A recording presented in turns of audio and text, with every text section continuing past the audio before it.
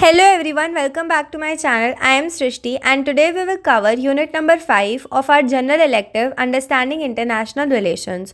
So let's have a look at the syllabus. So guys, इस subject का ये last unit है and then I will be uploading a one shot video. So basically under unit number 5, knowing our virtual and creative world, the visual turns in international relations. There are 3 topics: internet, museum and cinemas. So ये तीनों हम लोग इस video में cover करने वाले हैं। आज के डिजिटल और क्रिएटिव एरा में हमारी दुनिया सिर्फ फिजिकल बाउंड्रीज तक लिमिटेड नहीं है, बल्कि वर्चुअल और क्रिएटिव स्पेसेस भी इंटरनेशनल रिलेशंस को शेप करते हैं। ये यूनिट उसी वर्चुअल और क्रिएटिव वर्ल्ड के इन्फ्लुएंस को समझेगा, जैसे इंटरनेट, म्यूजियम्स और सिनेमास का रोल ग्लोबल पॉलिटिक्स और इंटरनेशनल रिलेशंस में कैसे बदल रहा है। हम सब जानते हैं कि मीडिया और टेक्नोलॉजी का इन्फ्लुएंस ग्लोबल डिप्लोमेसी और इंटरनेशनल रिलेशंस पर काफ़ी बढ़ गया है। So now let's start with our first topic which is internet. Internet दुनिया का एक ग्लोबल विलेज बन चुका है। आज के टाइम में इंटरनेट एक ऐसा टूल है जो इंफॉर्मेशन, कम्युनिकेशन और ग्लोबल नेटवर्किंग को शेप करता है। इंटरनेट का role in international relations, first is global communication. Internet ने कम्युनिकेशन को बहुत फास्ट और एक्सेसिबल बनाया है। देश विदेश के बीच इंफॉर्मेशन इंस्टेंटली शेयर हो सकती है। ये ग्लोबल पॉलिटिकल डिसीजंस और डिप्लोमेटिक नेगोशिएशंस में काफ़ी इंपॉर्टेंट रोल प्ले करता है। फॉर एग्जांपल, अरब स्प्रिंग 2010-2011 में social media platforms Facebook, Twitter ने लोगों को मोबिलाइज किया, जिसे गवर्नमेंट प्रोटेस्ट और रिजीम चेंज करने के लिए यूज़ किया गया। Second is social media diplomacy. Social media ने गवर्नमेंट्स और इंटरनेशनल ऑर्गेनाइजेशंस को अपने व्यूज़ और पॉलिसीज़ को डायरेक्टली दुनिया तक पहुंचाने का प्लेटफॉर्म दिया है। फॉर एग्जांपल, यूएस प्रेसिडेंट्स और यूएन ऑफिशियल्स का ट्विटर यूज़, बैरक ओबामा और डोनाल्ड ट्रंप ने ट्विटर के थ्रू फॉरेन पॉलिसी डिसीजंस और ग्लोबल डिप्लोमेसी को डायरेक्टली इन्फ्लुएंस किया। फॉर एग्जांपल, इंडिया का डिजिटल डिप्लोमेसी, इंडिया ने सोशल मीडिया का यूज़ करके अपने ग्लोबल इमेज को इन्हांस किया और अपने इंटरनेशनल रिलेशंस को स्ट्रेंथन किया है।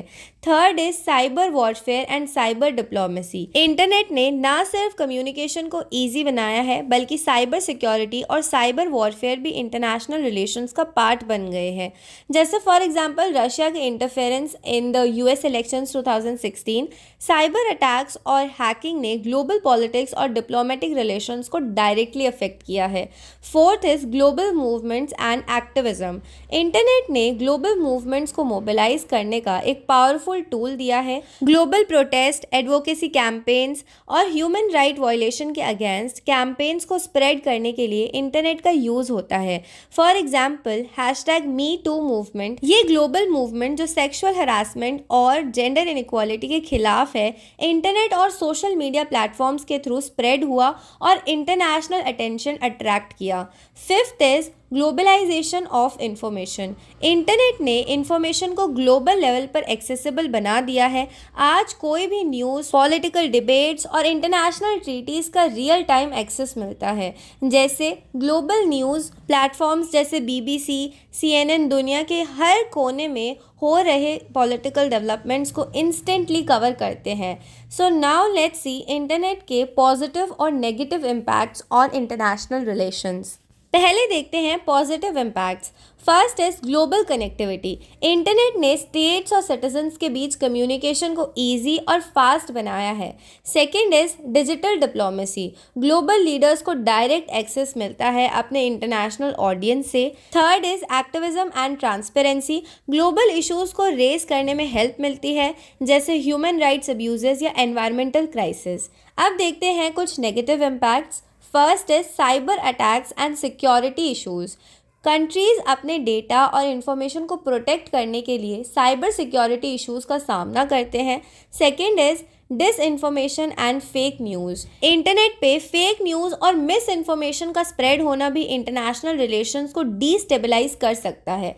Third is digital divide. सभी कंट्रीज़ के पास इंटरनेट और टेक्नोलॉजी की सेम एक्सेस नहीं होती, जो उनके ग्लोबल इन्फ्लुएंस को अफेक्ट कर सकता है। सो बेसिकली इंटरनेट ने कम्युनिकेशन, डिप्लोमेसी और ग्लोबल पॉलिटिक्स को एक नए लेवल पर पुश किया है। सोशल मीडिया और डिजिटल प्लेटफॉर्म्स ने ग्लोबल अवेयरनेस को बढ़ाया है और इंटरनेशनल रिलेशंस को शेप किया है। इंटरनेट का पॉजिटिव और नेगेटिव इम्पैक्ट दोनों ही इंटरनेशनल पॉलिटिक्स और ग्लोबल कॉपरेशन पर पड़ता है, जिसे समझना ज़रूरी है। So now let's move towards our next topic which is museums. Museums को ट्रेडिशनल रूप में हम सिर्फ कल्चरल और हेरिटेज का रिपोजिटरी समझते हैं, लेकिन आज के टाइम में उनका ग्लोबल डिप्लोमेसी और इंटरनेशनल रिलेशंस पर भी काफ़ी इम्पैक्ट है। So now let's see museums का role in international relations. First is cultural diplomacy. Museums अपनी कल्चरल आर्टिफैक्ट्स और एग्जीबिशंस के ज़रिए कल्चरल डिप्लोमेसी का एक टूल बन गए हैं। ये एक ऐसा तरीका है जिसमें कंट्रीज़ अपने कल्चर, आर्ट और हिस्ट्री को दूसरे देशों तक प्रेजेंट करती है ताकि अपनी सॉफ्ट पावर को इन्हांस कर सके। जैसे for example lower museum France, ये म्यूज़ियम अपने आर्ट एग्जीबिशन के ज़रिए फ्रांस का कल्चरल इमेज ग्लोबली प्रमोट करता है। या फिर अ म्यूज़ियम इन यूएसए, ये म्यूज़ियम यूएसए के कल्चर और हिस्ट्री ग्लोबली शोकेस करता है, जो कल्चरल एक्सचेंजेस को प्रमोट करता है। Second is रीपेट्रिएशन of cultural property. एक इम्पॉर्टेंट इशू है रीपेट्रिएशन, यानी कल्चरल आर्टिफैक्ट्स को उनके ओरिजिनल कंट्रीज में वापस भेजना। कई बार कॉलोनियल पावर्स ने कल्चरल ट्रेजर्स को अपने म्यूजियम में एग्जिबिट करने के लिए अपने देश के लिए लिया था और ये अब इंटरनेशनल नेगोशिएशंस का पार्ट बन गया है। जैसे फॉर एग्जांपल एल्गिन मार्बल्स, ये एंशियंट ग्रीक स्कल्पचर्स जो पहले ब्रिटिश म्यूजियम्स में थे, अब उनको ग्रीस के पार्थेनन टेम्पल में वापस भेजने की डिमांड हुई। Third is promoting peace and understanding. Museums अपने एग्जीबिशन के थ्रू ग्लोबल पीस और अंडरस्टैंडिंग को प्रमोट करते हैं। ये एक ऐसा स्पेस है जहां लोग डिफरेंट कल्चर्स और हिस्ट्री को समझ सकते हैं, जिससे इंटरनेशनल कॉन्फ्लिक्ट्स और मिसअंडरस्टैंडिंग्स को रिड्यूस किया जा सके। जैसे for example United states Holocaust memorial museum USA, ये म्यूजियम हॉलोकॉस्ट की हॉरर्स को समझने के लिए ग्लोबल प्लेटफॉर्म प्रोवाइड करता है, जिससे ह्यूमन राइट्स अब्यूजेस के अवेयरनेस को इंक्रीज किया जा सकता है। Fourth is museums as neutral grounds. Museums कभी कभी न्यूट्रल ग्राउंड्स भी बन जाते हैं जहां इंटरनेशनल कॉरपोरेशन और डिप्लोमेसी होती है। कंट्रीज अपनी डिप्लोमेटिक नेगोशिएशंस को म्यूजियम्स और कल्चरल इंस्टीट्यूशंस में होल्ड करते हैं ताकि उनके डिस्प्यूट्स को पीसफुली रिजॉल्व किया जा सके। जैसे for example UNESCO world heritage sites को इंटरनेशनल एग्रीमेंट्स के जरिए प्रोटेक्ट किया जाता है और कंट्रीज अपने कल्चरल हेरिटेज को एक कॉमन ग्राउंड पे रखती है।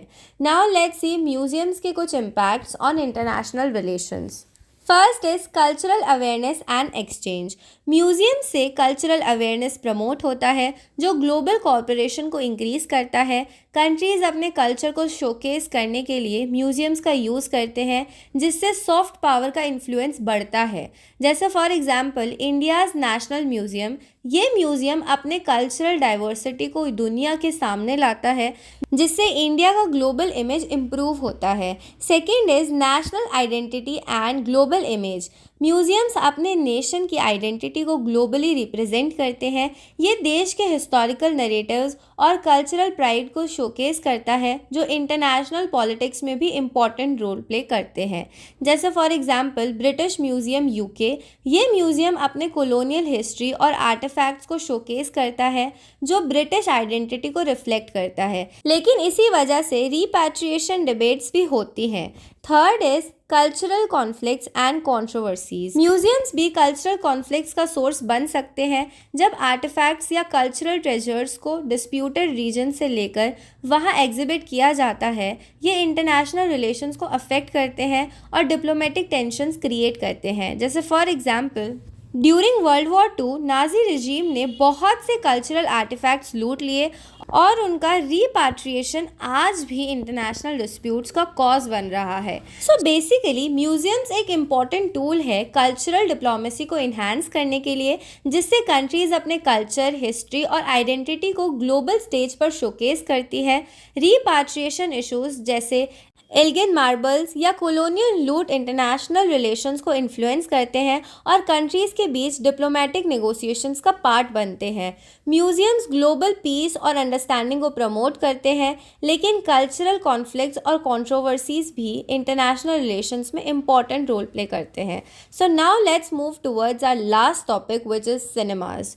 सिनेमा सिर्फ एंटरटेनमेंट का सोर्स नहीं है, बल्कि ये ग्लोबल पॉलिटिक्स, डिप्लोमेसी और कल्चर को शेप करने का एक पावरफुल मीडियम है। फिल्मों का global distribution, cross cultural exchanges और सॉफ्ट पावर को प्रमोट करने में बहुत बड़ा रोल होता है।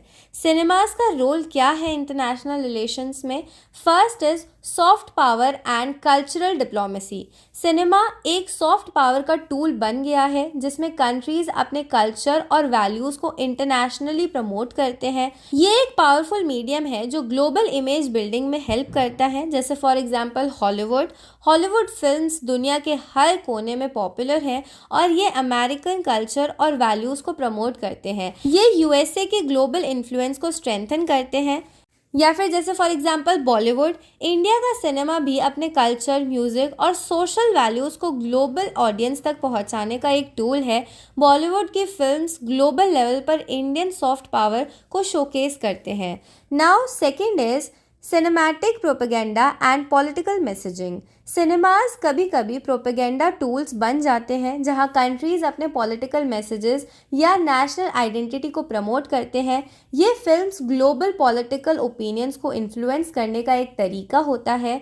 जैसे for example world war 2 propaganda films, Nazi Germany ने अपनी आइडियोलॉजी को स्प्रेड करने के लिए फिल्म्स का यूज़ किया और यूएस और यूके ने अपने सोल्जर्स को मोटिवेटेड करने के लिए प्रोपेगेंडा फिल्म्स बनाई थी। या फिर एग्जांपल ले लो कोल्ड वॉर सिनेमाज, यूएसए और सोवियत यूनियन दोनों ने अपने पॉलिटिकल आइडियोलॉजीज़ को सिनेमा के ज़रिए प्रमोट किया। Third is cross cultural exchange. Cinemas cross cultural communication और अंडरस्टैंडिंग को प्रमोट करते हैं। कंट्रीज़ अपनी फिल्म्स के ज़रिए दूसरे देशों के कल्चर को समझने में मदद करते हैं, जो इंटरनेशनल रिलेशंस में अंडरस्टैंडिंग और कॉर्पोरेशन को इंक्रीज़ करता है। जैसे फॉर एग्जांपल इंटरनेशनल फिल्म को प्रोडक्शंस, फिल्म्स को डिफरेंट कंट्रीज मिलकर प्रोड्यूस करते हैं। जैसे इंडिया और यूके का collaboration in movies like Slumdog Millionaire. Fourth is cinema as a tool for social exchange. Cinema का यूज़ सोशल इश्यूज़ को हाईलाइट करने के लिए भी होता है, जैसे ह्यूमन राइट्स, जेंडर इक्वालिटी और पॉवर्टी रिडक्शन। ये फिल्म्स ग्लोबल इश्यूज़ पर फोकस करती है और इंटरनेशनल ऑडियंस को सोशल चेंज के लिए इंस्पायर करती है। जैसे for example 12 years a slave, ये मूवी स्लेवरी और रेशियल डिस्क्रिमिनेशन को हाईलाइट करते हुए इंटरनेशनल ऑडियंस को अवेयरनेस देने का काम करती है। सो अब हम देखते हैं सिनेमास का इंटरनेशनल पॉलिटिक्स पर impact. First is image building and nation branding. Cinema अपने कंट्रीज इमेज को ग्लोबल लेवल पर बिल्ड करता है। कंट्रीज अपने फिल्म्स के ज़रिए अपने नेशनल आइडेंटिटी, वैल्यूज़ और कल्चर को प्रमोट करती है, जो उनकी ग्लोबल स्टैंडिंग को इन्फ्लुएंस करता है। जैसे for example the French new wave, French cinema ने अपने आर्टिस्टिक और इंटेलेक्चुअल कल्चर को ग्लोबली रिप्रेजेंट किया और फ्रांस के कल्चरल डिप्लोमेसी को स्ट्रेंथन किया। Second is political influence and global relations. Film कभी कभी पॉलिटिकल रिलेशंस को इन्फ्लुएंस करते हैं, क्योंकि फिल्म्स किसी भी देश की फॉरेन पॉलिसी और डिप्लोमेटिक रिलेशंस को इनडायरेक्टली शेप कर सकती है। जैसे फॉर एग्जांपल चाइना और हॉलीवुड। चाइना की ग्रोइंग मार्केट ने हॉलीवुड फिल्म्स को अपने इंटरेस्ट के हिसाब से मॉडिफाई करने पर मजबूर किया है।